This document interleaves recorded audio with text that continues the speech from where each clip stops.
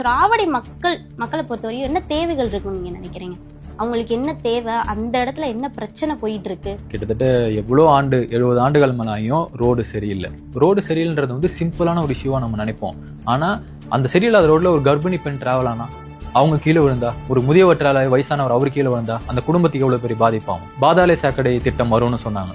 அதெல்லாம் தேர்தல் வாக்குறுதியாவே கொடுத்தாங்க.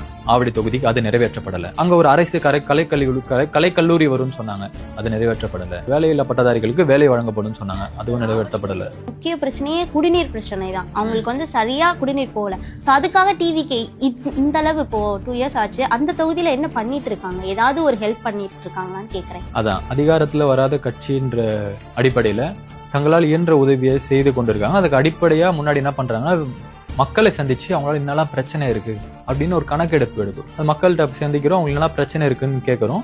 அதனால அவங்களுக்கு எதனா பிரச்சனை இருக்கக்கூடிய பட்சத்துல எங்களால முடிஞ்ச உதவிகளை செஞ்சுக்கிட்டே தான் இருக்கும். அது இல்லாம ரொம்ப முடியாதவர் ஒருத்தர் என்ன இருந்தா அவங்களுக்கு இப்போ ஆட்டோ வழங்கின சமீபத்துல முன்பணம் கொடுத்து அதை வழங்கி உதவி பண்ணோம். அது இல்லாம விளிம்பு நிலை கீழே இருக்கவங்களுக்கு அரிசி மூட்டை அவ்வப்போது நாங்க எங்களுக்குள்ள ஷேர் பண்ணி கான்ட்ரிபியூட் பண்ணி நாங்க தொடர்ந்து செஞ்சுட்டு தான் இருக்கோம். அதான் இப்போ உங்களுக்குள்ளதான் அந்த விஷயங்கள் நடக்குது தலைமையில இருந்து. அதுதான் நான் முன்னாடி சொன்ன மாதிரி டிபெண்டிங் அப் அந்த ஸ்கேல் ஆஃப் ஹெல்ப் நிறைய பேருக்கு வீடு கட்டி கொடுத்துருக்காரு. ஸோ அந்த தொகுதியில அந்த தேவைக்கு ஏற்ப அந்த தேவையின் அந்த உதவியின் வந்து அளவு அதிகமாகிற பட்சத்துல, தொகை அதிகமாகிற பட்சத்துல தலைமையில இருந்து தளபதி தான் அது பண்ணக்கூடிய சூழல் இருக்கு.